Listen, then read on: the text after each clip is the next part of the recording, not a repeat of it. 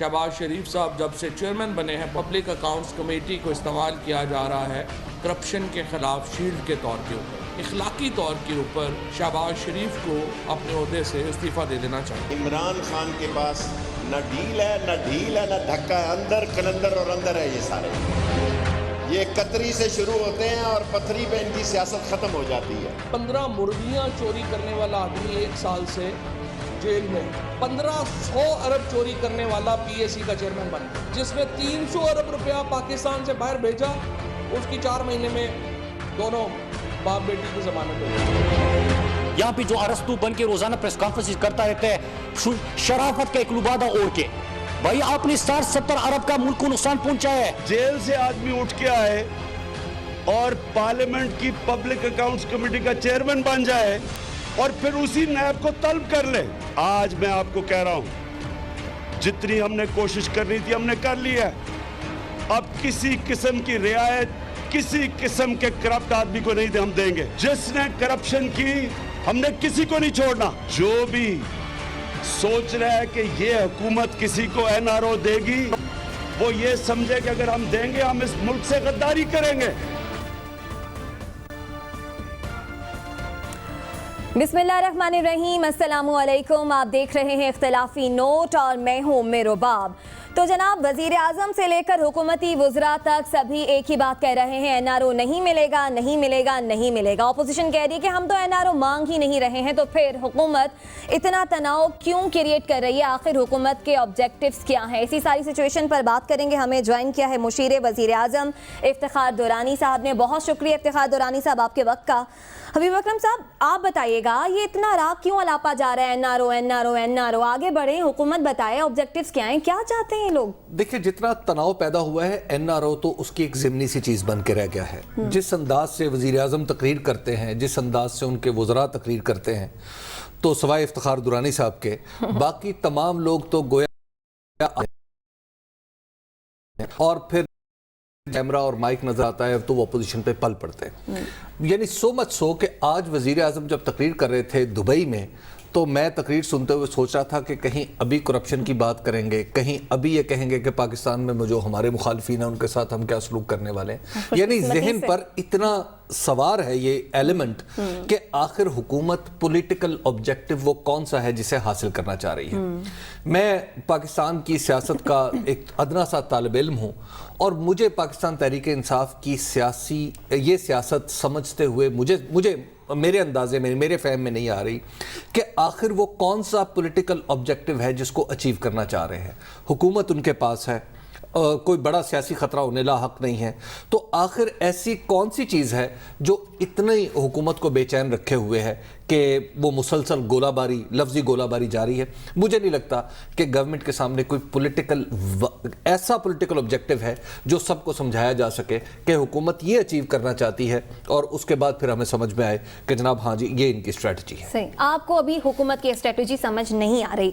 अच्छा साथ हुकूमत अपोजिशन से उलझ कर मामला को चला पाएगी? आपने हर वक्त उन्हें तनकीद का निशाना बनाया। देखिए, इसमें कोई दो राय नहीं कि हुकूमत को और हुकूमत के दीगर वुज़रा, जिनमें के कुछ मखसूस वुज़रा ख़ास तौर पे कहे जा सकते हैं, उनको अपने लहजे और अपने अल्फाज के चुनाव के ऊपर सोचना चाहिए। इस तरह की बात, इस तरह की महाज़राई हर वक्त हुकूमत के लिए अच्छी नहीं। लेकिन जो इन प्रिंसिपल बात हो रही है कि क्या एक ऐसा शख्स जो नैब से इन्वेस्टिगेशन के अंदर मुलव्वस हो, नैब उसको इन्वेस्टिगेट कर रही हो, क्या वो नैब की कारकर्दगी को ओवरसी कर सकता है, नहीं कर सकता? इस प्रिंसिपल से किसको इख्तलाफ है? क्या इस प्रिंसिपल से किसी को इख्तलाफ है कि इस मुल्क के अंदर मैं कहता हूं जी 70 अरब रुपया हर महीने, आप कहते हैं जी 25 अरब रुपया हर महीने, लेकिन इस मुल्क से पैसा मुल्क से बाहर गया है बहुत से पिछले सालों में, उस पैसे को वापस लाना चाहिए। इस बात से किसको इख्तलाफ है? या ये बात कि आज हबीब साहब ने बड़ी अच्छी बात की कि इमरान खान साहब ने जो अभी स्पीच की, इमरान खान साहब ने उसके अंदर पोस्ट मॉडर्न इकोनॉमिक थ्योरी के ऊपर बात की।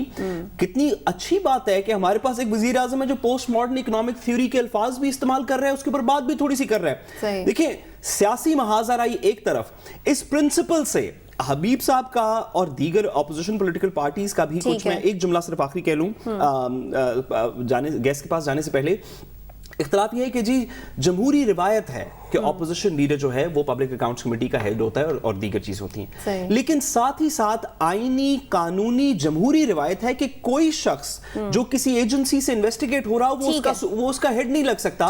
یہ والی روایت کو بھی تو برقرار جو بھی روایت برقرار رکھنی ہے تو حکومت کا اپنا فیصلہ ہے, باقر نہ مانے تو ان کی اپنی مرضی ہے. لیکن افتخار دورانی صاحب, حبیب اکرم صاحب کو بھی سمجھ نہیں آ رہا کہ آخر حکومت کے آبجیکٹیوز ہیں کیا. آپ ہی بتا دیجئے کون سا ایسا آبجیکٹیو ہے جسے اس طرح سے اچیو کرنا ہے, اور کچھ دن پہلے تک نرمی تھی, اچانک سختی کیوں آ گئی؟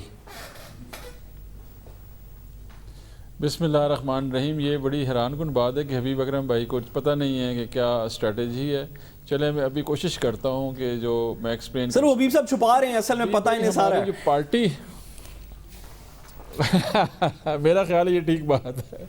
دیکھیں جی, 22 سال سے عمران خان نے جو پارٹی کھڑی کی ہے اس کا مین پلان کیا تھا؟ اینٹی کرپشن, کہ جی کرپشن فری سوسائٹی.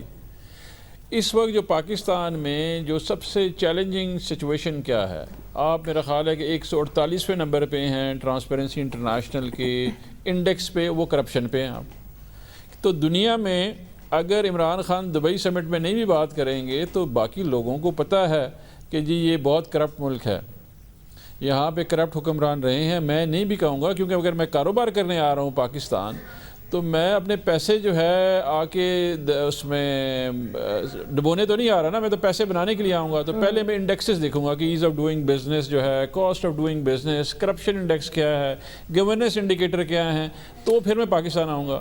تو وہ میں پاکستانی حکومت سے تھوڑی پوچھوں گا, میں تو انڈیکسز اویلیبل ہیں اس پہ دیکھ لوں گا. دورانی صاحب فائن, آپ کا ایک پولیٹیکل نیریٹو تھا جس کو آپ لے کے چل رہے ہیں, لیکن ابتدا ہم نے چند دن پہلے دیکھا کہ آپ کی جو حکومت جو ہے, آپ کی حکومت نے کچھ لفظی گولہ باری میں کمی کی اور چند دن بعد دوبارہ شروع ہو گئے. بالخصوص آپ شیخ رشید صاحب کو دیکھ لیں, اس کے بعد شیخ رشید صاحب نے ایک ایسی گولہ باری شروع کی کہ اب ان کی زد میں تو ان کی اپنی فوج ہے نہیں, خود اسد قیصر صاحب بھی آگے. آخر کیا ریزن ہے, توجہ آپ کی بٹی ہوئی کیوں ہے, ہٹ کیوں گئی ہے حکومتی معاملات سے؟ دیکھیں, ایک تو سیاسی تناظر ہے, ایک معیشی تناظر ہے, ایک ڈیولپمنٹ کا, یہ سائملٹینیسلی ساتھ چل رہے ہوتے ہیں. ابھی جب یہ آئے شہباز شریف کی بات جب آئی تو ہمارے پارٹی کے اندر ڈیبیٹ تھی اور ایک پریڈومیننٹ ویو تھا کہ آپ ایک بندہ جو کہ آلریڈی مطلوب ہے نیب کو, اس کو آپ پبلک اکاؤنٹ کمیٹی کا چیئرمین نہ بنائیں. پھر آپ کا حبیب بھائی کا جو آرگومنٹ ہے کہ جی ہم نے جمہوریت چلانی ہے, اس کے لیے ضروری ہے کہ ان کو بنایا جائے کیونکہ اپوزیشن نے ڈیمانڈ کی. اچھا, وہ جو ہمارا مطلب جو دوسرا گروپ تھا وہ کہتا تھا کہ جی اپوزیشن کو آئیڈیل انوائرمنٹ کیا ہے ان کے لیے. آئیڈیل انوائرمنٹ میں کبھی بھی اپوزیشن گورنمنٹ کو نہیں چلنے دے گی. اگر آپ ان کو پبلک اکاؤنٹ کمیٹی کا چیئرمین لگائیں, ان کو کمیٹیاں دے دیں, جو مرضی کر لیں, اگر آپ ایک الٹے بھی لٹ جائیں گے تو کہیں گے ایک ٹانگ سے لٹکیں. یہ صورتحال میں آپ کو جو ہے اپوزیشن نہیں چلنے دے گی. اچھا, جو دوسرا پوائنٹ آف ویو تھا وہ بڑا کلیئر تھا, وہ کہہ رہے تھے کہ نہیں جی یہ جمہوریت کے لیے بڑا ضروری ہے, آگے بڑھنے کے لیے انہوں کر دیں. وہ ٹیسٹ ہو گیا. جب یہ آئے تو ایگزیکٹلی انہوں نے کیا کیا. ابھی بھائی یہ دیکھیں, یہ بڑی سمجھنے کی بات اس لیے ہے اور میں چاہتا ہوں کہ آپ اس کو ڈیبیٹ کریں. ان کے کیسز چل رہے تھے. اچھا, کیسز میں انہوں نے کیا کیا, انہوں نے ایگزیکٹلی بلایا اور نیب کو پریشرائز کیا. پریشرائز کرنے سے کیا ہوا, چیزیں جو ہیں وہ ڈیفرنٹ ہونا شروع ہو گئیں. ابھی اس کے ساتھ ساتھ ایک کیس چل رہا تھا جو عوام کا مقدمہ تھا, میں یہ نہیں کہوں گا تحریک انصاف کا تھا, پوری قوم کھڑی ہوئی اور انہوں نے کہا کہ جی حکمران کو قانون کا تابع ہونا چاہیے, جو پیناما کیس تھا. اس کیس میں نیب کا ایک پروسیکیوٹر جاتا ہے جو کہ اسلام آباد ہائی کورٹ میں اس کو اپیئر ہوتا ہے. وہاں پہ پوری دنیا کو پتہ ہے, پورے پاکستان کو پتہ ہے کہ مے فیئر اپارٹمنٹ کی کیا پرائس تھی جب وہ خریدا گیا تھا, 5,85,000 پاؤنڈ جو تھی. اس سے جج پوچھتا ہے کہ جی بتائیں کہ یار یہ کتنی قیمت ہے, وہ کہتا ہے گوگل کر لیں. میرا مقدمہ, آپ کا مقدمہ, آپ لوگوں نے آپ کہہ رہے ہیں کہ نیب کے اوپر اتنا پریشر آیا شہباز شریف کے پی اے سی کے چیئرمین بننے سے کہ نیب کا موقف عدالت میں بدل گیا.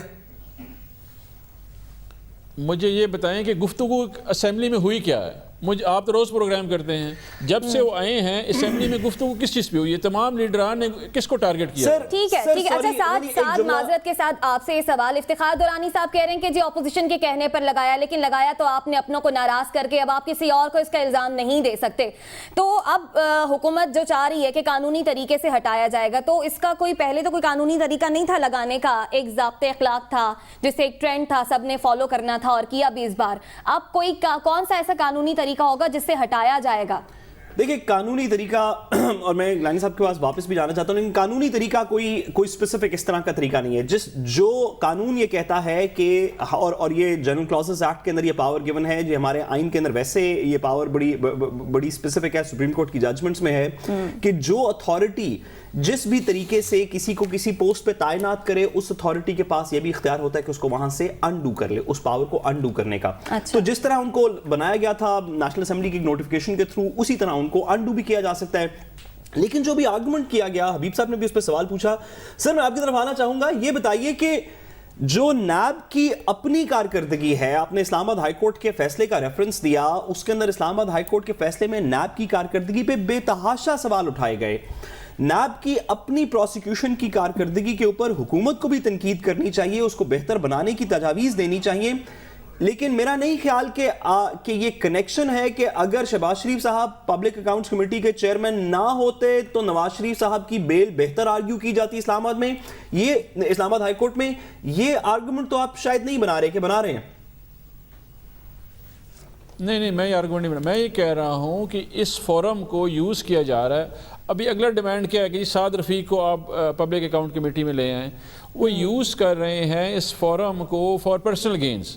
اچھا سر یہ بتائیے، یہ بھی ساتھ ساتھ بتائیے کہ کیا جو پبلک اکاؤنٹس کمیٹی کا ایجنڈا طے کیا گیا، جس کے اندر پہلے ہی کچھ ایجنڈا آئٹمز میں نیب کو طلب کر لیا گیا، کیا یہ agenda chairman public accounts committee Shahbaz Sharif صاحب کی طرف سے طے ہوا تھا کہ جی سب سے پہلا کام میں کرنا چاہتا ہوں کہ نیب کو طلب کریں؟ جی بالکل انہوں نے کیا ہوا تھا، یہ انہوں نے کیا، لیکن آپ کی اکثریت ہے درانی صاحب وہاں پہ، ان کے تو 8 ممبر ہیں اور 7 ممبر ہیں، آپ کے تو 12 ممبر ہیں۔ ہاں جی، لیکن ایجنڈا انہوں نے سیٹ کیا تھا، انہوں نے بلایا تھا، ہم نے تو ان کو نہیں بلایا ہوا تھا، ہمارے ممبران نے بھی نہیں بلایا ہوا تھا ان کا ایجنڈا تھا۔ ابھی دیکھیں نا، ان کو کورٹ بلا رہی ہے شہباز شریف صاحب کو، وہ یہاں پہ خود ہی پروڈکشن آرڈر سائن کر کے بیٹھ جاتے ہیں۔ اچھا ابھی دوسرا یہ ہے کہ پریشر کا یہ حالت ہے کہ جی نیب نے ان کو کہا ہوا ہے کہ جی ان کو سیکیورٹی پرووائڈ کریں، 5-5 6-6 گاڑیاں ان کے ساتھ جا رہی ہیں کیونکہ تھریٹ ہے ان کو شہباز شریف صاحب کو۔ وہ تو ایکچولی گورنمنٹ میں ہیں، یہ منسٹر آنکلے میں میرے گھر کے ساتھ یہاں پہ رہتے ہیں، وہ تو کسی جگہ پہ نہیں لگ رہا کہ نیب میں درانی صاحب آپ کا ایک بہت ہی اگریسو ایجنڈا ہے ریفارمز کا، آپ نے اسمبلی میں لے کے جانے ہیں، آپ نے قوانین کے اندر اصلاحات کرنی ہے، آپ نے اپنے منشور میں کچھ چیزیں طے کر رکھی ہیں۔ آپ کے خیال میں اس ماحول میں آپ کی حکومت اس قابل رہے گی کہ کوئی قانون منظور کروا سکے سوائے منی بل کے؟ اب تک تو ایسا لگ رہا ہے کہ نہیں ہوگا۔ ابھی بھائی اگر ہم جو مرضی کر لیں، بات یہ ہے کہ ایک بندے کے پیسے جا رہے ہیں جو اس نے ساری زندگی کرپشن سے کمائے ہوئے ہیں، وہ کیسے آگے اسمبلی چلنے دے گا؟ ہمارا ایجنڈا تو کوئی نہیں ٹو کرے گا، ہم کہتے رہے۔ افتخار دورانی صاحب آپ کی اجازت سے، افتخار دورانی صاحب یہ بتائیے گا کہ اب وزیر اعظم تو کہہ رہے ہیں کہ جتنا کمپرومائز کرنا تھا کر لیا پارلیمانی امور کو چلانے کے لیے، پارلیمنٹ کو چلانے کے لیے، اب وزیر اعظم نے احکامات جاری کر دیے کہ ہٹا دیا جائے، ابھی دیکھا جائے گا، کہا جائے گا کہ کوئی اور آپشن دیکھی جائے گی؟ نہیں ابھی تو گفتگو ہوئی ہے، آگے دیکھیں ابھی جب فیصلہ ہوگا کہ اس طریقہ کار کے اوپر فیصلہ ہوگا پھر آگے بڑھ کے ہم بتائیں گے، اناؤنس کریں گے اس کے اوپر۔ ابھی تو صرف گفتگو، ابھی طریقہ کار طے نہیں کیا، کیونکہ نیچرلی پارٹی کے اندر بھی تھنکنگ۔ ہاں جی، اس میں یہ دیکھیں نا، ابھی 18 سے جو سیشن سٹارٹ ہوگا ہم لیجسلیشن لانا شروع کر دیں گے، عوام کے سامنے ہوگا کہ وہ کتنی لیجسلیشن میں سپورٹ کرتے ہیں۔ ٹھیک ہے، اچھا یہ بتائیے شیخ رشید صاحب جو جس انداز میں آپ کی پارٹی کے وہ اتحادی ہیں، بلکہ سنگل پارٹی آپ انہیں کہہ سکتے ہیں، ایک شخص پہ مشتمل پارٹی ہے، ان کے بارے جس انداز جو انہوں نے انداز گفتگو اختیار کر رکھا ہے، کیا پی ٹی آئی یا پرائم منسٹر کو سپورٹ کر رہے ہیں یا وہ اپنی مرضی سے آپ ہی کے سپیکر پر حملہ آور ہیں؟ دیکھیں شیخ رشید صاحب جو ہے پہلے دن سے ان کا خیال نہیں تھا کہ جی شہباز شریف صاحب کو پبلک اکاؤنٹ کمیٹی کا چیئرمین بنایا جائے، وہ ان کے ساتھ رہے بھی ہوئے ہیں، وہ جانتے ہیں، پرانے منجے ہوئے تو وہ شروع سے ایسے ہی تھا. جب یہ ایفیکٹ آنا شروع ہو گیا تو ان کا کنسرن ریز ہونا شروع ہو گیا.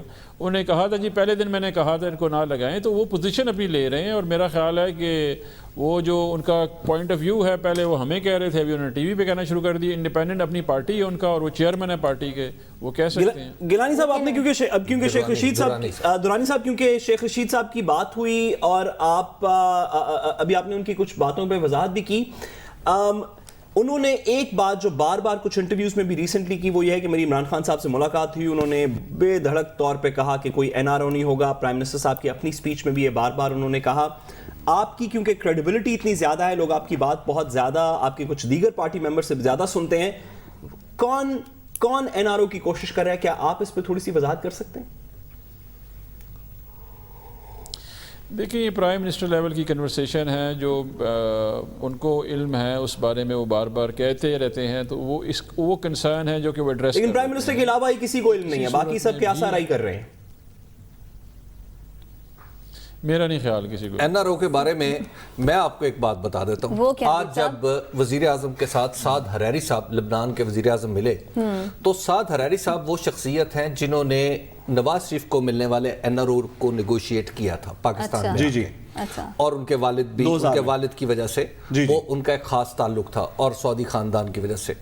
تو آج جب پرائم منسٹر سے ملے تو انہوں نے ہنس کے, سعد حریری نے ہمارے پرائم منسٹر کو کہا کہ مسٹر پرائم منسٹر, میں توبہ کر چکا ہوں آئندہ پاکستان پولیٹکس میں حصہ لینے سے, کیونکہ میرے ساتھ جو سلوک ہوا کہ میں نے جس سے جو وعدہ کی لیا اس نے وہ وعدہ پورا نہیں کیا, تو آئندہ میری توبہ کہ میں پاکستان کے اندرونی سیاست میں آؤں.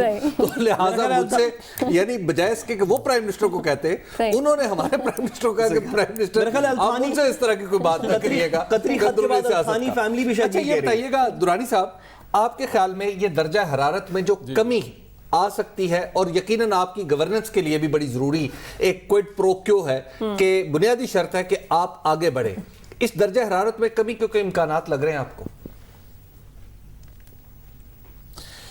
دیکھیں ابھی بھائی بات یہ ہے کہ ایک پرسیپشن کریٹ ہو گیا ہے کہ شاید ہم درجہ حرارت بڑھاتے ہیں. یہ بیسیکلی ہمیں تھوڑا سا اس کے اوپر سافٹر کبھی کبھار ہونا چاہیے, لیکن جنرلی ہم سافٹر نہیں ہیں. اگر آپ پوری پارٹی میں دیکھیں نا جی, ہماری پارٹی کے تقریباً کوئی 176 کے قریب ووٹ ہیں نیشنل اسمبلی میں, اسی طرح ایک پروونشل اسمبلی 88 لوگ ہیں, کے پی میں 184 لوگ ہیں, پنجاب میں کچھ 34 سندھ میں ہیں.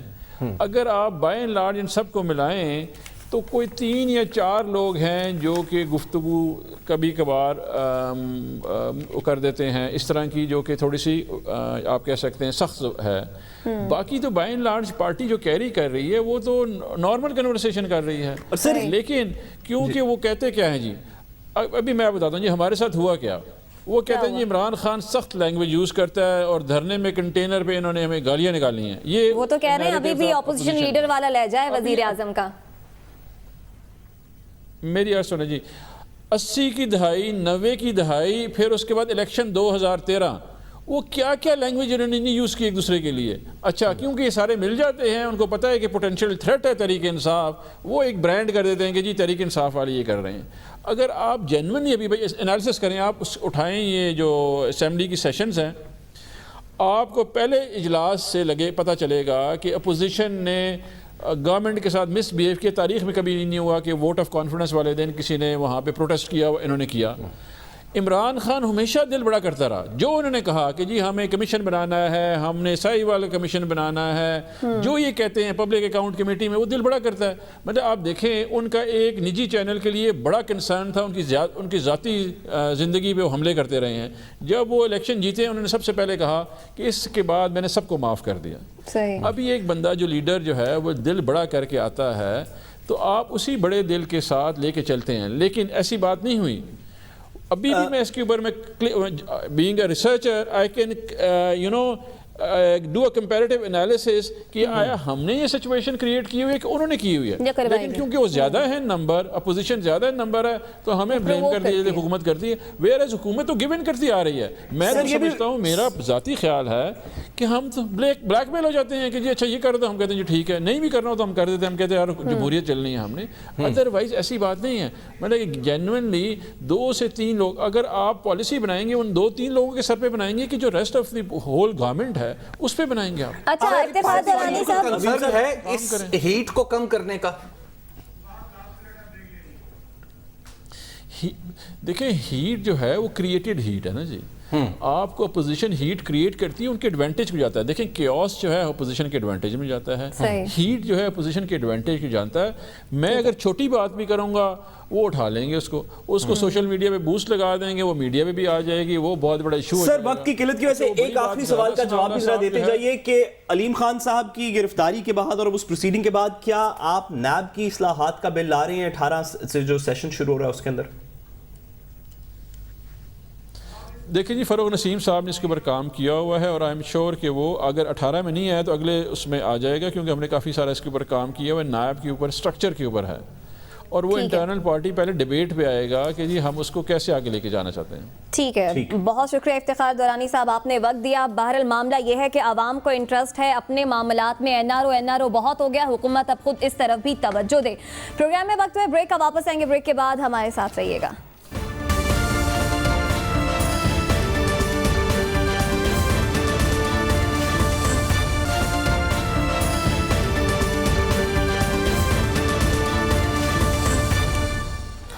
ویلکم بیک ناظرین. آپ کو بتائیں کہ سابق فاٹا کے انضمام پر خیبر پختونخوا حکومت جو ہے وہ تقسیم ہے. مثالی صوبہ کہا جاتا ہے خیبر پختونخوا کو, لیکن اب یہاں پر بھی اختیارات کی جنگ ہے. تبادلے ہو رہے ہیں, کیوں ہو رہے ہیں, کیا اس کی وجہ, اسی پہ بات کرنے کے لیے مشیر وزیر اعلیٰ اور ترجمان خیبر پختونخوا حکومت اجمل خان وزیر صاحب ہمارے ساتھ موجود ہیں. اجمل خان صاحب بہت شکریہ آپ کے وقت کا. یہ بتائیے گا آپسی اختلافات کے اب افسران بھی بھین چڑھ رہے ہیں, تو پھر باقیوں کا کیا ہوگا؟ دیکھیں پہلی بات تو یہ ہے کہ یہ بالکل ایک غلط تاثر پیدا کیا جا رہا ہے. کوئی ایسی بات نہیں ہے. یہ جو ٹرانسفر پوسٹنگ ہوئی ہے یہ روٹین کا میٹر ہوتا ہے اور یہ حکومت کا حق ہوتا ہے. آپ دیکھیں کہ اگر آئی جی خیبر پختونخوا وہاں سے تبدیل ہوئے ہیں, جو کہ میں ابھی بھی کہتا ہوں کہ زبردست پولیس آفیسر تھے, میں نے کل بھی کہا صلاح الدین محسود صاحب, ان کی خدمات اگر وہاں پہ کشمیر میں اس کی ضرورت ہے وہاں پہ اس کو ٹرانسفر کر دیا ہے تو اس میں کون سی ایسی بات ہے؟ اجمل بھائی ایک معاملہ سمجھ لیجیے, کس جگہ پہ رکھیں. اجمل بھائی بات یہ ہے کہ آپ کا خود تعلق سابقہ فاٹا سے ہے, صلاح الدین محسود صاحب کا تعلق بھی سابقہ فاٹا سے تھا. ایک ایسے موقع پہ کہ وہاں پر آپ کو پولیس سروس بنانی ہے, ایک طرف آپ ہی کی حکومت کے کچھ لوگ کہہ رہے ہیں نہیں جی وہاں پہ لیویز ہونے چاہیے, تو یہ کیا معاملہ ہے پھر؟ دیکھیں ابیب اکرم صاحب, آپ کو ایک چیز میں کلیئر کر دوں کہ سپریم کورٹ کا ایک فیصلہ آیا ہے اور اس فیصلے میں یہ کرسٹل کلیئر لکھا ہوا ہے کہ جو قانون پشاور اور مردان میں ہیں وہ قانون اب ان ٹرائبل ڈسٹرکٹ میں ہیں, تو اس میں تو کوئی دوسری رائے نہیں ہے کہ وہاں پہ وہی سارے قوانین ہم امپلیمنٹ کرنے جا رہے ہیں جو سیٹل ڈسٹرکٹ میں, جو پہلے والے ڈسٹرکٹس میں ہیں, تو اس میں تو کوئی دوسری رائے نہیں ہے. اب اس کو لیے ہم میکینزم بنا رہے ہیں کیونکہ آپ حبیب اکرم صاحب بہت بہتر جانتے ہیں, آپ نے اس ایریا کو بھی جانتے ہیں کہ آئے روز میں اور چیف منسٹر صاحب ہم کبھی وزیرستان جا رہے ہیں, وہاں پہ ہم باجوڑ جا رہے ہیں, ہم خیبر ایجنسی جا رہے ہیں, کیونکہ یہ کام اتنا آسان نہیں ہے جتنا لوگوں کو سمجھ آ رہا ہے. اور پرائم منسٹر عمران خان کا ویژن ہے, اس کے مطابق ہم نے اس کو امپلیمنٹ کرنا ہے. وہ ہم ایز اے ٹیم کر رہے ہیں جس میں ہم سارے مل کر اس چیز کو کر رہے ہیں تاکہ اس چیز کو ہم اس طرف جو 70 سال وہاں کے لوگوں کے محرومیاں ہیں وہ ہم نے ختم کرنے کے لیے ہم اقدامات اٹھا رہے ہیں. اور اس پہ جی خان صاحب آپ نے بالکل درست کہا کہ قانون ہے, قانون کی امپلیمنٹیشن ہونی چاہیے, سپریم کورٹ کی ججمنٹ ہے اس کی امپلیمنٹیشن ہونی چاہیے. اسی قانون کی امپلیمنٹیشن کے تنازع میں آپ نے 2017 میں پولیس کا ایک قانون پاس کیا تھا جس کے اندر آئی جی کو سیکیورٹی آف ٹینیور دیا تھا, اور اگر اس 3 سال سے پہلے سیکیورٹی آف ٹینیور سے پہلے آپ نے آئی جی کو ریموو کرنا ہے تو اس کا ایک پروسیس اس قانون میں تحریر شدہ ہے. آپ سے مسئلہ اس وقت سوال یہ نہیں ہے کہ آپ نے آئی جی کو حکومت نے کیوں نکال دیا یا کیوں چینج کر دیا؟ سوال یہ ہے کہ جہاں پہ آپ قانون کی پاسداری کر رہے ہیں تو اس قانون کو فالو کرتے، پراپر اس کی ریزنز دیتے، رائٹ آف ہیئرنگ دیتے، اس کے بعد آپ نکالتے آئی جی کو. یہ مسئلہ، یہ کیوں نہیں پروسیس کیوں نہیں فالو کیا گیا جو آپ کی حکومت نے خود بنایا تھا؟ پہلی بات تو یہ کہ اکرم حبیب صاحب یہ ایک بالکل غلط تاثر ہے. آئی جی خیبر پختونخوا جو تھے صلاح الدین صاحب، اس کو آئی جی آزاد کشمیر لگایا گیا، اس کو نکالا نہیں گیا، نہ کوئی ایسی بات ہے، نہ اس کو کوئی سزا ہے، نہ ان سے کوئی اس نے ہمارے لیے صوبے کے لیے پچھلے ٹینیور میں سعد رسول جو بات کر رہے ہیں، انہوں نے جو ٹینیور گزارا ہے انہوں نے ایکسلنٹ ورک کیا. اجمل بھائی، سعد رسول جو بات کر رہے ہیں وہ یہ ہے کہ آپ کے قانون میں گیون پروسیس ہے، اس پروسیس کو فالو کیے بغیر یونیلیٹرلی ادھر سے بندہ اٹھا کے ادھر بھیج دیا. دیکھیں اس میں آپ کو بتاؤں کہ اس میں باقاعدہ یہ ظاہر ہے آئی جی اور چیف سیکرٹری لیول کی جو ٹرانسفر پوسٹنگ ہوتی ہے وہ فیڈرل گورنمنٹ نے کرنی ہے. ان کو جس کی ضرورت ہوتی ہے وہ وہاں سے اس کو وڈرا کرتے ہیں یا اس کی ٹرانسفر انہوں نے اس کے جو وہ ہے انہوں نے مانگ لی ہے کہ ہمیں یہاں پہ ضرورت ہے تو انہوں نے کر لیا. تو اس میں میرے خیال میں کہ اس میں کوئی ایسا مسئلہ نہیں ہے. اس پروسیس کو قانون کی خلاف ورزی ہے. ابھی بھی آئی جی آئے ہیں وہ بھی بڑے زبردست ہیں. خان صاحب اس بات سے کسی کو اختلاف نہیں ہے کہ فیڈرل گورنمنٹ کی پاور ہے، فیڈرل گورنمنٹ کو ایکسرسائز کرنی چاہیے. سوال صرف یہ ہے کہ وہ فیڈرل گورنمنٹ کا اختیار جو قانون اس کو دیتا ہے اس کو ایکسرسائز کرنے کا طریقہ کیا ہے.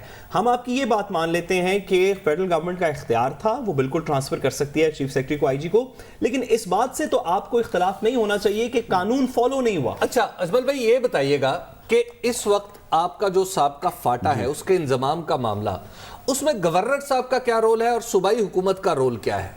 ڈسٹنکٹ کیسے کرتے ہیں، ڈیفائن کیسے کرتے ہیں؟ دیکھیں اکرم حبیب صاحب، سب سے پہلی بات تو یہ ہے کہ وہاں پہ اس وقت جیسے خیبر پختونخوا کے چیف ایگزیکٹو ہے وزیر اعلیٰ خیبر پختونخوا محمود خان، وہی چیف ایگزیکٹو ہے فاٹا کے اسی طریقے جیسے خیبر پختونخوا کے ہیں. تو اس میں تو کوئی دوسری رائے نہیں ہے. ہاں گورنر صاحب کی جہاں تک بات ہے، انہوں نے خود بھی، میں کل پریس ریلیز ایشو کیا ہے، انہوں نے خود یہ بات کی ہے. گورنر صاحب ہے یا چیف منسٹر صاحب ہے، ظاہر ہماری ایک جماعت بھی ہے، ایک پارٹی بھی ہے، وہاں پہ عمران خان کا ویژن بھی ہے اور بہت بڑا کام بھی ہے. فاٹا کو جو مرج کا پروسیس ہے اس میں ہم ایز اے ٹیم کام کر رہے ہیں. میرے خیال میں کہ کوئی یہ جو بات ایک تاثر پلایا جائے کوئی اختلاف نہیں ہے. یہ تو میں آپ کو بتا رہا ہوں کہ کوئی یہ گورنر اور وزیر آپ کا یہ ماننا ہے کہ یہ جو تاثر پھیلایا جا رہا ہے یہ غلط پھیلایا جا رہا ہے. حبیب اکرم صاحب آپ کے پاس ہمیشہ اندر کی خبر ہوتی ہے، آپ کو کیا لگتا ہے کہ واقعی میں ایک تاثر قائم کر دیا گیا، اختلافات ہے اور معاملہ اتنا ہی سادہ ہے؟ کچھ معاملہ ہے کہ گورنر صاحب کی کچھ ریزرویشنز ہیں. گورنر صاحب چونکہ سابقہ پہلے چیف ایگزیکٹو گورنر ہوا کرتا تھا فاٹا کا، تو فاٹا کا سیکریٹریٹ ابھی تک سم ہاؤ باقی ہے اور وہ پوری مشینری بھی باقی ہے. تو اس کی وجہ سے دو مختلف جگہوں پہ کچھ اختلافات تو ہیں. یہ میں آپ سے پوچھنا چاہ رہا تھا اجمل صاحب کہ یہ بتائیے گا کہ آپ الیکشن تک کب تک لے جائیں گے معاملات کو؟ وزیر اعظم نے کہا تھا کہ اس ویژن میں ایک بات شامل تھی کہ ہم وہاں پر بلدیاتی انتخاب کروائیں اور اس کے 1 سال یعنی 6 مہینے جس انتخاب کو گزر چکے ہیں، آئندہ 6 مہینے میں وہاں صوبائی انتخاب بھی کروانا ہے. یہ کانسٹیٹیوشن میں لکھا ہوا ہے. آپ معاملات کو وہاں تک کیسے لے کے جائیں گے اور کب تک لے جائیں گے؟ دیکھیں اس میں جو ایک چیز ہے، ایک تو میں ایک چیز کا حبیب اکرم صاحب آپ کو میں یہ بتا دوں کہ 95% جو فاٹا سیکریٹریٹ ہے وہ ختم ہو چکا ہے، وہ ڈیوال ہو چکا ہے. آپ چیک کر لیں، وہ 5% کچھ رہ گیا، وہ بھی انشاءاللہ 2 4 5 دن میں ہوں گے. نہیں انشاءاللہ وہ بھی مصیبت نہیں ہے، آپ دیکھیں گے آئندہ چند دنوں میں اس کا بھی وہ بھی ہم کر لیں گے. لیکن جو دوسری بات آپ کر رہے ہیں یہ بڑی امپورٹنٹ بات ہے. بالکل اس میں ہم نے اس دن باقاعدہ کیبنٹ سے اپروو کر لیا کہ جو بلدیاتی سسٹم ہے وہ وہاں پہ ہم نے ایکسٹینڈ کر لیا، وہ جو قوانین ہے وہ ہم نے ایکسٹینڈ کر لیے. بلدیاتی الیکشن کی طرف بھی ہم جا رہے ہیں. صوبائی الیکشن کا جو شیڈول ہے اور وہ جو سلسلہ ہے وہ الیکشن کمیشن نے کرنا ہے. ہم اس کے لیے تیار ہیں. ہمارا اس طرح ایسا کوئی صوبائی گورنمنٹ کا مسئلہ نہیں ہے کہ جو کوئی رکاوٹ ہو یا کوئی مسئلہ ہو. تو بلدیاتی الیکشن کب تک کروا لیں گے آپ؟ इंशाअल्लाह ताला बल्दियाती इलेक्शन पे डेफिनेटली उसके लिए भी हल्का बंदियाँ बनेगी, सारी चीज़ें उसके ऊपर कवानीन हमने एक्सटेंड कर लिए फाटा तक, जो भी है उसके लिए जो तहसील लेवल पे म्यूनसिपल कमेटी और वो सारी चीज़ें वो हमने कर लिए उस दिन कैबिनेट मीटिंग में। अब जो बकाया से प्रोसेस है वो तो ज़ाहिर है उसकी जो हल्का बंदियाँ है वो इलेक्शन कमीशन ने करने होंगे, वो हम भिजवा रहे और इंशाअल्लाह ताला बहुत जल्द इस चीज़ पे काम शुरू करेंगे। सही। अच्छा साद, आप ये बताइएगा, अजमल वजीर खान साहब कह रहे हैं कि चूंकि दूसरे सूबे में दूसरी जगह पर ज़रूरत पेश आई माजरत तो वहाँ पर ट्रांसफ़र कर दिया गया, इसीलिए पॉलिसी को भी फॉलो नहीं किया गया प्रोसेस को, तो इट्स ओके, ऐसी कोई बड़ी बात नहीं है। लेकिन आपको नहीं लगता 5 साल हुकूमत की है यहाँ पर खैबर पख्तूनख्वा में पाकिस्तान तहरीक इंसाफ ने, उसके बावजूद इख्तलाफात जो कि डिनाई कर रहे हैं वो सामने आना और फिर इस तरह की उखाड़ पिछाड़ करना, आपको क्या लगता है अंदरूनी तौर पर मामला क्या हो सकता है? देखिए, मैं खान साहब की बात से डिसएग्री करता हूं। मेरे इस चीज़ में कोई दो राय नहीं है कि सियासत के अंदर इख्तलाफात हो सकते हैं, गवर्नर और चीफ मिनिस्टर के सियासी इख्तलाफात हो सकते हैं, लेकिन पीटीआई की हुकूमत ने एक कानून पास किया, हमें पूरे इलेक्शन कैंपेन के अंदर 2018 की बार बार खान साहब ने ये बात बावर करवाई कि ब्यूरोक्रेसी के अंदर मदाखलत नहीं होगी, कानून के ताबे रहते हुए ब्यूरोक्रेसी चलेगी, कानून के मुताबिक ब्यूरोक्रेसी चलेगी। और केपी के पुलिस की बार बार एग्जाम्पल दी जाती थी, आपको याद होगा नासिर दुरानी साहब का पूरा 3 साल का टेन्योर पूरा किया गया, किसी और सूबे के अंदर आईजी के इस तरह का टेन्योर पूरा नहीं हुआ, इस चीज से बड़ी उम्मीद थी। अब इस नई गवर्नमेंट के अंदर जो ये यकदम आईजी चेंज किया गया, बेशक आईजी साहब को खुद इख्तलाफ ना हो, आईजी साहब बहुत अच्छे अफसर हैं, नए आईजी साहब भी बहुत अच्छे अफसर हैं, जाने वाले आईजी साहब भी बहुत अच्छे अफसर थे। सवाल यह है कि क्या फर्द की हुकूमत है, किसी के कहने पे आईजी चेंज हो जाएंगे या कानून का प्रोसेस फॉलो होगा? और मुझे लगता है कि इमरान खान साहब का वो वादा इस चीज में पूरा नहीं हुआ। अजमल साहब, सूबों में जब आईजी और चीफ सेक्रेटरी लगाए जाते हैं या हटाए जाते हैं तो उसमें एक प्रोसेस ये होता है कि वजीर आला से पूछा जाता है, क्या इस पर्टिकुलर मामले में आपकी हुकूमत ने वफाक को 3 नाम भेजे कि इनमें से किसी शख्स को लगा दिया जाए या इनमें से किसी शख्स को लगा दिया जाए, या यूनिलैटरली वफाक की तरफ से कहा गया कि जनाब इनको लगा लें और आप भी चूंकि पीटीआई की हुकूमत लिहाजा एक्सेप्ट हो गए? देखिए अकरम हबीब साहब, जहाँ तक चीफ मिनिस्टर साहब की बात है तो सूबाई हुकूमत और चीफ मिनिस्टर साहब इस चीज़ में ऑन बोर्ड लिए गए, ये तो उनके बगैर हो ही नहीं सकता, ये तो आपको पता है ऑन बोर्ड लिया गया है। और जो भी प्रोसेस था उसको किया गया है।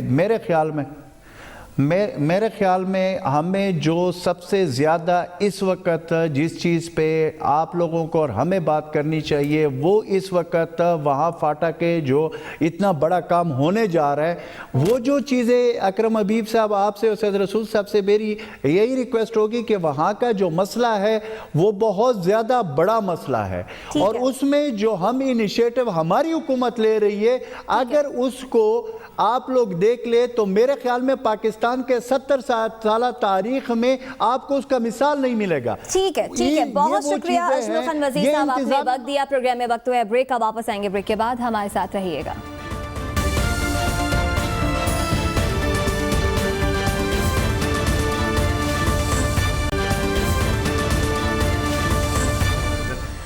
वेलकम बैक नाज़रीन, आपको बताएं पाकिस्तान एक बार फिर IMF से मुज़ाकरात कर रहा है। वज़ीर आज़म इमरान खान भी UAE में मौजूद हैं, वज़ीर ख़जाना भी मौजूद हैं और फिर बातचीत की जाएगी। और इतलात ये है कि तकरीबन 70% तक मामला तय पा गए हैं। मेरी इत्तला ये है कि 70% से बात आगे निकल गई। अच्छा, 100% हो गए? उसकी वजह यह है कि आज अगर प्रेस रिलीज अगर आप देखें जो खुद IMF ने जारी की है और चेयरमैन साहिबा ने जो मुलाकात की वहाँ पे तो हमारे प्राइम मिनिस्टर से, तो उनका जो आखिरी पैरा है वो ये बता रहा है कि मामलात हल मामला तकरीबन हल हो चुके हैं, यानी कि शराइत मान ली गई हैं।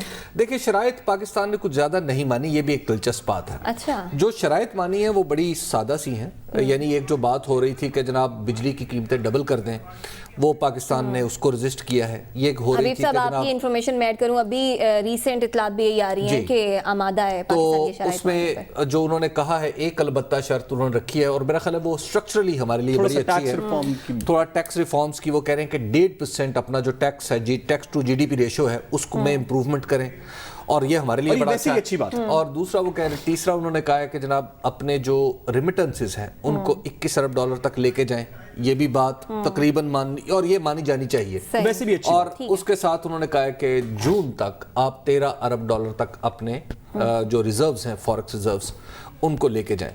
اور اس میں آئی ایم ایف نے جو ایک اور اہم بات کی ہے وہ یہ کہ بی آئی ایس پی یعنی بے نظیر انکم سپورٹ پروگرام کا سائز بھی بڑھائیں 124 ارب سے زیادہ اس کو کریں. تو میرا خیال یہ ہے کہ یہ وہ ساری چیزیں ہیں جو ہمارے لیے اچھی ہیں اور بہتر ہیں. ٹھیک ہے. بہرحال سعد آپ پر آنے سے پہلے ماہر معاشیات محمد سہیل ہمارے ساتھ موجود ہیں.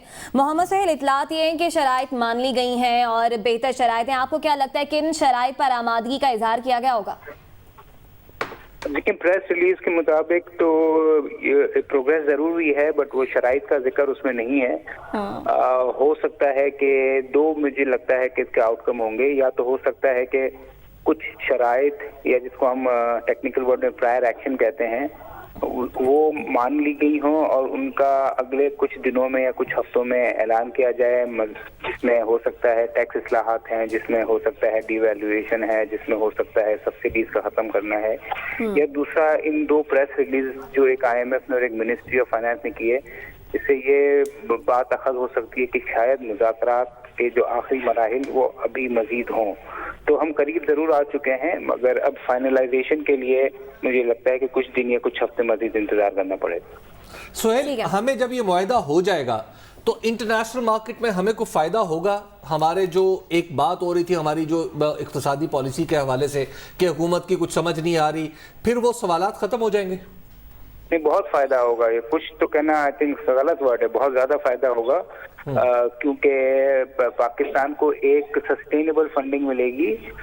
کیونکہ جو دوست ممالک سے پیسے آ رہے تھے وہ 3 سے 6 مہینے تک تو کافی تھے مگر اگلے 2-3 سال جب پاکستان کو بہت بڑی ڈیٹ ریمیٹ. ٹھیک ہے، آپ کو لگتا ہے کہ بہت فائدہ ہوگا. سعد، آپ کو بھی لگتا ہے پاکستان کو بہت فائدہ ہوگا؟ جس طرح سے پہلے شرائط نہیں مان رہا تھا لیکن اب دوست ممالک بھی مدد کو آ گئے تو اب جانا چاہیے تھا، انحصار کرنا چاہیے تھا. دیکھیے، ہمیں پہلے دن سے پتا تھا کہ آئی ایم ایف کسی نہ کسی موقع کے اوپر تو پاکستان کو جانا پڑے گا. یہ بات پچھلے مئی جون سے ہو رہی تھی لیکن میرا خیال ہے حبیب صاحب نے بھی اب سے پہلے اس پروگرام کے اندر ہم نے اس پہ بات بھی کی کہ ہمارے ریاستی اداروں کے کچھ لوگ جس کے اندر آرمی چیف صاحب کو یو اے ای کے پرسپیکٹو سے خاص طور پہ آئیڈینٹیفائی کیا گیا اور وزیر اعظم صاحب کو خود کہ وہ Turkey, China, Saudi Arab, Malaysia, U A E گئے. جن دوست ممالک سے ہم نے پیسہ اکٹھا کیا ہے اس کی وجہ سے ہمیں آئی ایم ایف کی وہ شرائط کہ بجلی کے بل ڈبل کر دیا جائیں، گیس کے بل بڑھا دیے جائیں، وہ نہیں ماننی پڑ رہی. اور یہی حکومت کی پہلی اسٹیٹڈ پوزیشن بھی تھی کہ سوری حبیب صاحب آخری جملہ کہ ہم دوست ممالک سے اس طرح کی فنڈنگ لے لیں کہ آئی ایم ایف کی جو پریڈیٹری لینڈنگ کی شرائط ہیں وہ نہ مانی جائیں. اور یہی محمد سہیل صاحب ہمارے ساتھ موجود نہیں ہیں. جی اچھا، یہ اس میں ایک اہم بات یہ تھی ہمیں جو سمجھنی چاہیے وہ یہ ہے کہ اب سے آن ورلڈ ہم اپنی اکانومی کو کیسے مینج کریں گے. گویا ہمارے جو انٹرنیشنل قرضہ لینے دینے کے معاملات تھے وہ کچھ عرصے کے لیے حل ہو گئے. اب سوال یہ ہے کہ کیا آپ اپنا کوئی فنڈامنٹل ایسا کام کریں گے جس میں ریسٹرکچرنگ ایسی کریں گے کہ آپ کے ملک میں پروڈکشن بڑھے. میری معلومات یہ ہے کہ چائنا سے جب ہم نے بات کی اور چائنا سے رعایت مانگی کہ جناب ہم اپنی ایکسپورٹ بڑھانا چاہتے ہیں، انہوں نے کہا کہ جناب بتائیں کیا دیں گے. تو ہمارے ایک منسٹر نے وہاں پہ بڑا سوچ سمجھ کے کہا جی آلو. اب آپ ذرا تصور کریں کہ ہمارے ملک میں سوائے آلو کی ایکسپورٹ کے، میں یہ نہیں کہہ رہا کہ آلو کو بھائی ڈاؤن سٹریم انڈسٹری تو ہو، اس کا پیسٹ ہی بنا لو، کچھ تو کر لو. اب پہلے اب آپ کو معاملہ اس طرف لے کے جائیں گے تو تب آپ بچیں گے، ورنہ پھر حالات سال بعد پھر یہی ہوگا. معاملہ اس طرف لے کے جائیں گے تو بچیں گے، ورنہ معاملات پھر 1 سال بعد وہی ہیں. اب تک جتنے بھی ہم پیکیجز لے چکے ہیں آئی ایم ایف سے 2 میں کامیاب جبکہ 13 میں ناکام ہوئے ہیں. پروگرام سے دیجیے اجازت، پھر اگلے ہفتے ہوگی آپ کی ملاقات. تب تک کے لیے اللہ نگہبان.